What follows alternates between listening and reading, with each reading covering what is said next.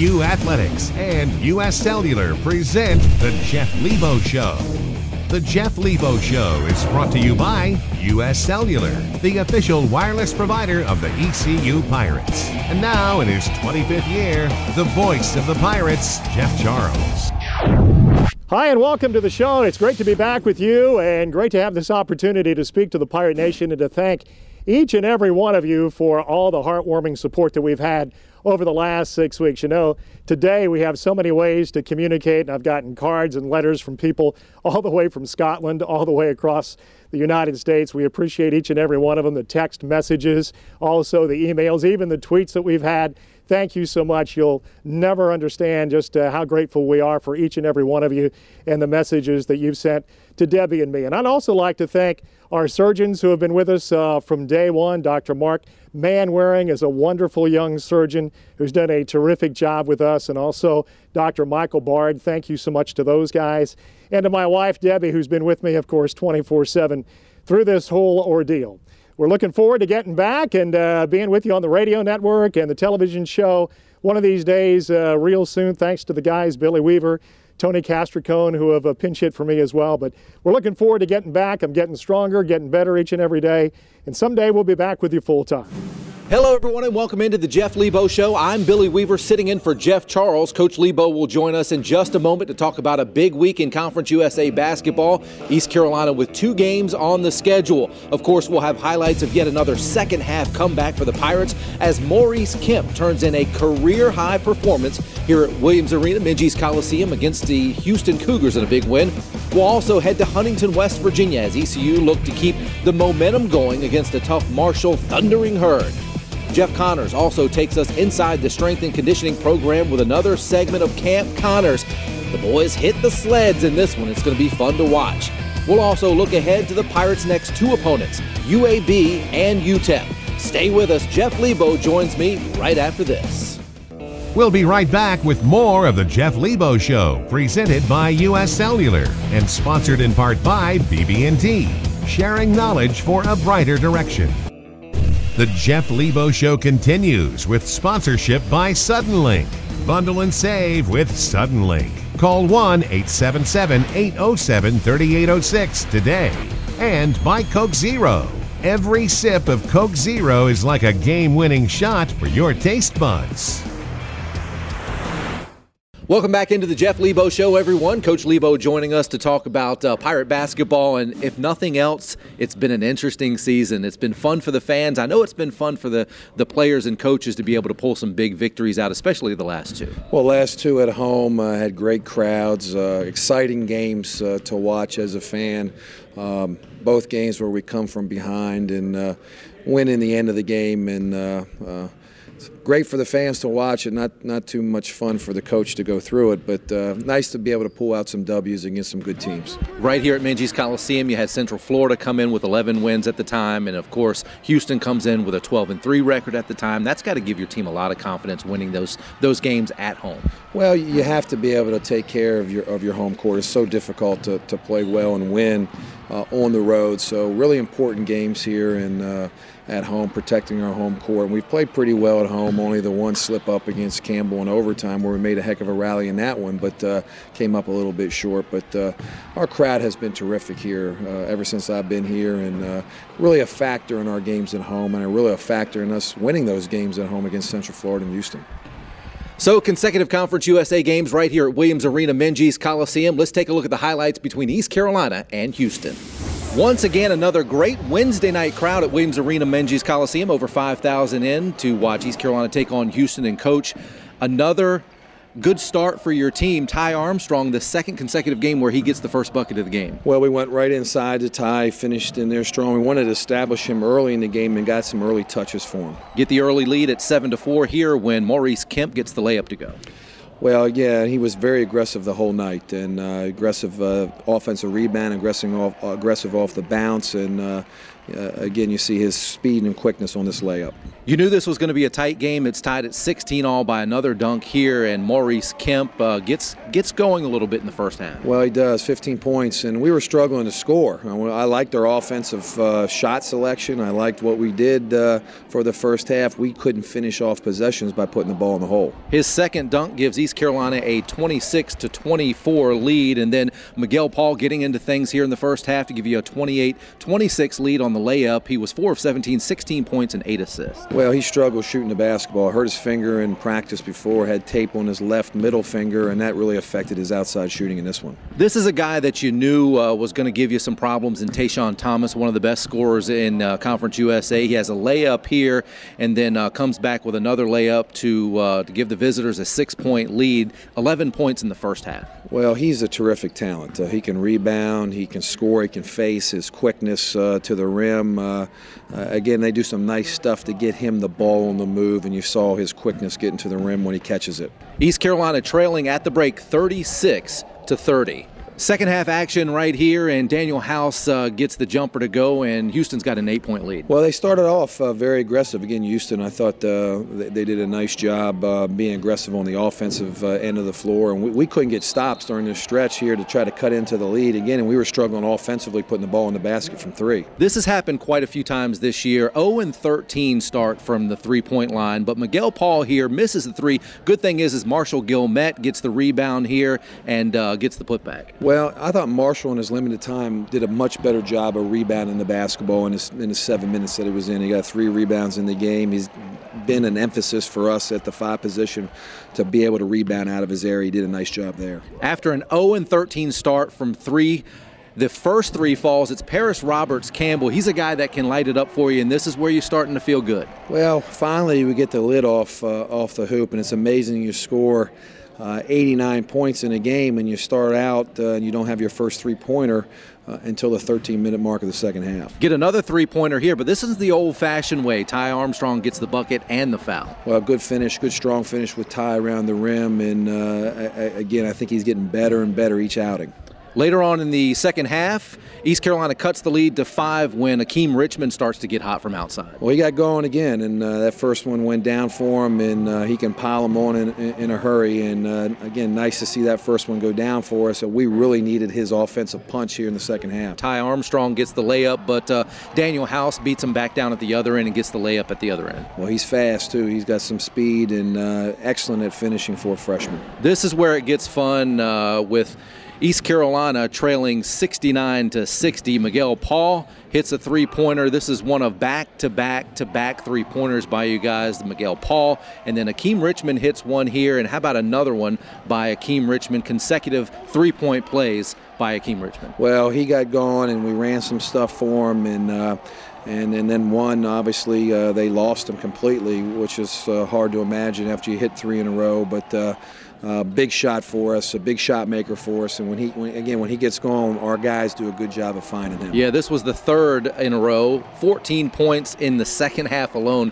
for Akeem Richmond. All his points coming after halftime. Well, 14 points in 11 minutes, that's heating it up right there. So you got a 3-point lead. It extends to a 4-point lead later in the game here when Maurice Kemp hits the three-pointer. 30 points and 9 rebounds by Maurice Kemp. Well, he was outstanding for the whole game, and I thought his motor was running. I thought he had the right mind set for the game, and we needed it in this game, all 30 of them. In honor of Jeff Charles, you can paint this one purple as East Carolina wins at home 89-78 over the Houston Cougars. I felt pretty good, in the warm-ups, and like he said, I got a lot of shots up throughout this whole break, so I feel like it's starting to pay off. During Christmas break, that's when you get the most work in, really. So I think it's helping. And I just wanted to help the team out in any way I could, whether it's defense, rebounding, whatever my teammates needed from me. Yeah, I'm very comfortable with it. I just came in and shot the ball with a lot of confidence. I got a ton of shots up before the game, and I think that helped out a lot. We did an excellent job of sharing the basketball. So I gotta give credit to my teammates also. And it helps when you got the microwave right here. He randomly comes in cooking, man. Like he gets to a point where he can't miss. And we we emphasized getting stops in the second half. That's what we talked about at halftime, and I think we did a better job defensively, and that helped us a lot. So Maurice Kemp having an outstanding game, career-high 30 points. Talk about his play in this. And I know sometimes you get into a zone as a player, and he just was there all night. He was there all night, and he was terrific, in particular the second half of the game. Made timely shots. He scored from three. He scored inside on drives. He scored on offensive rebounds. Was very aggressive offensively with the ball. So does he have the green light on the threes now from the rest of the season? Well, he shoots. He's pretty smart about knowing when he's wide open to shoot him. He doesn't shoot contested threes. I've got confidence in him. He's a much better shooter than his percentages show. So a big win over the Houston Cougars. Now it's on to the Marshall Thundering Herd. We'll have highlights of that game and much more coming up next on the Jeff Lebo Show. The final stats from this week's game are brought to you by your Carolina Chevy dealers.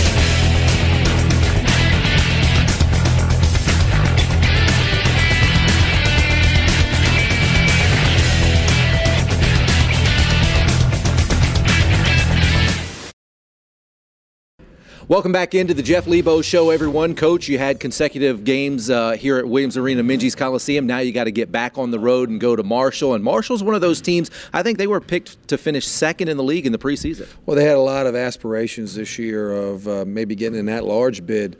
Coach Herron had a great team coming back. They've had some injuries. They lost a guy who they thought was going to be their point guard that didn't get in school. And Kane, DeAndre Kane, first-team all-conference players, had a lot of games where they played without him because of an injury. He's back playing now, and they're at full strength right now. And the good thing is your team knows that they have to win tough games on the road. You've been on the road a lot this year with North Carolina, Memphis, some very tough games. So going on the road, they knew they had to bring their A game. Well, it's always tough up there. I think we've won up there one time in our school history. So a difficult environment. They've had a week off to get ready for us. So we got to be playing our A game. We got to be able to beat them on the glass. If we don't do that, we're going to be in for a long haul. East Carolina taking on the Marshall Thundering Herd. Let's head up to Huntington, West Virginia. Brian Meador has the highlights between the Pirates and the Thundering Herd.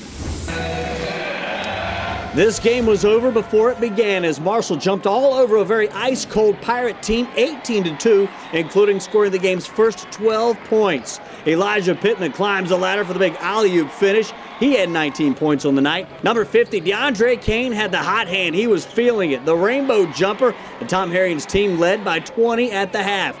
Second half, the Pirates try to claw their way back in it. Maurice Kemp, a hard-earned 2. He finished with 10 points. Ty Armstrong cleans up Miguel Paul's miss.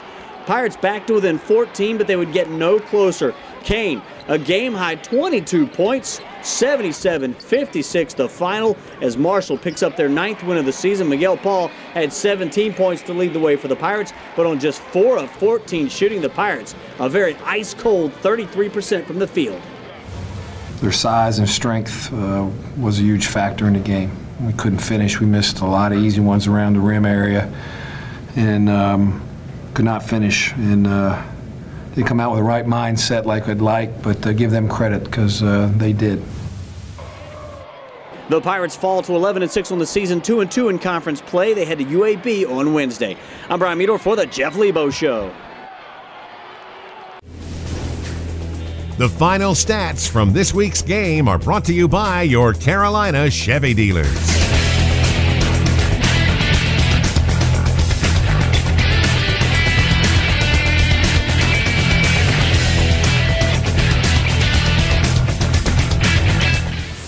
We want to take this opportunity here on the Jeff Lebo Show to welcome Rick Smith back to the East Carolina family. Smith was recently hired as the new defensive coordinator for the Pirate football team. The 35-year coaching veteran spent 5 years at East Carolina as the defensive backs coach under Skip Holtz before spending the last 3 years with Coach Holtz at South Florida. We talked to Coach Smith and Ruffin McNeil about the beginning of a new relationship in Greenville.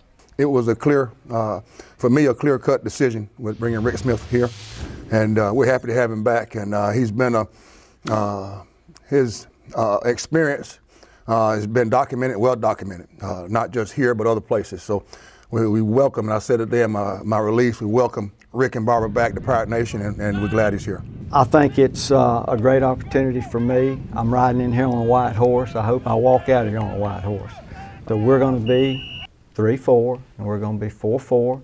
we go goal line, we're going to be 4-4-3, or we're going to be 6-3-2, whatever. We're going to do whatever we have to do. But I've been here before.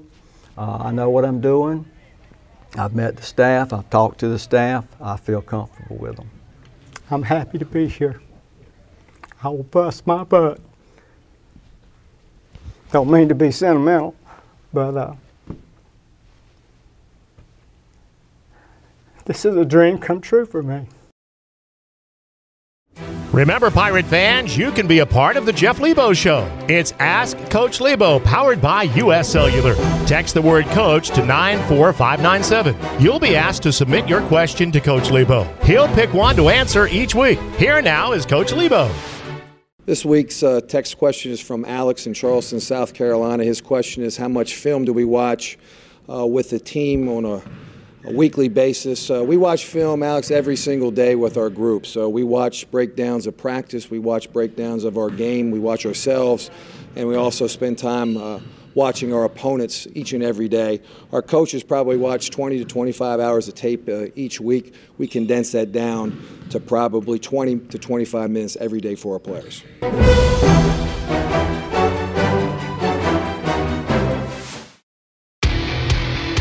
5, 4, 3, 2, 1.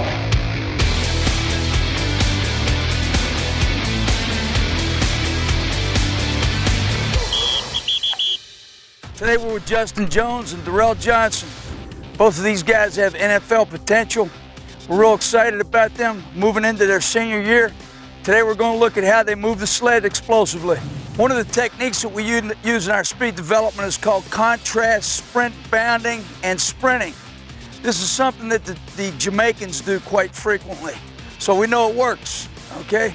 So the first thing we're going to do is we're going to be in a three-point stance, and we're going to basically speed bound about 15 yards, okay? Set, go! Good. Next thing we're going to do is go ahead and sprint. So we speed bound and then sprint. That's what we mean by contrast training. So we're going to blend the bound into the sprint with the sled now. Set, go! Good. Okay, this time we're going to open up. We're going to open up the hips, get tall and sprint about 25 yards. Be explosive all the way through the finish. Go! Good. Go! That's it. Work up.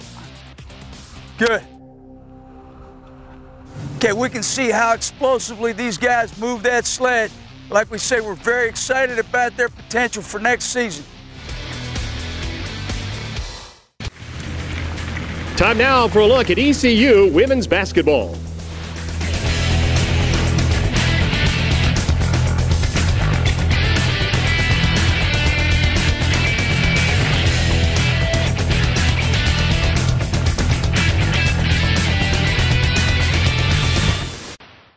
This week's Look Ahead is brought to you by the Eye Care Center. Eye doctors focused on you and the official eye care provider of the Pirates. Welcome back into the Jeff Lebo Show, everyone. Coach, you knew that once you got into the Memphis game, it was Conference USA games for the rest of the season, 16 consecutive Conference USA games. You're starting to get into the meat of it now. You got 2 more games this week, UAB and at UTEP, and you know UAB is always tough. Well, they're tough. Jared Haas, a good friend of mine who was an assistant at North Carolina, now the head coach at UAB. Very tough place to play again, and they're playing awfully well at home. And then probably, I think, one of the best coach teams in the league in UTEP and Coach Tim Floyd. One good note. You don't have to go to Texas. You don't have to go out to El Paso, which seems like it's almost in another country, and almost is because it's right on the border of Mexico. You got them here. Well, that's a tough trip. They got to come here. All their trips are tough also, just like our trips are tough. But they have a week off before us, so I know they'll be ready to play. Seems like everybody in Conference USA has a week off before they face the Pirates. It's funny how that works out like that. Maybe we'll get lucky down the road. Thanks a lot for joining us, and good luck next week. Thank you. We'll see you next week right here on the Jeff Lebo Show when we take a look at the highlights from the games between UAB and East Carolina and UTEP. We'll see you next week. The Jeff Lebo Show has been presented by U.S. Cellular. Hello, better. This is an exclusive presentation of IMG, America's home for college sports.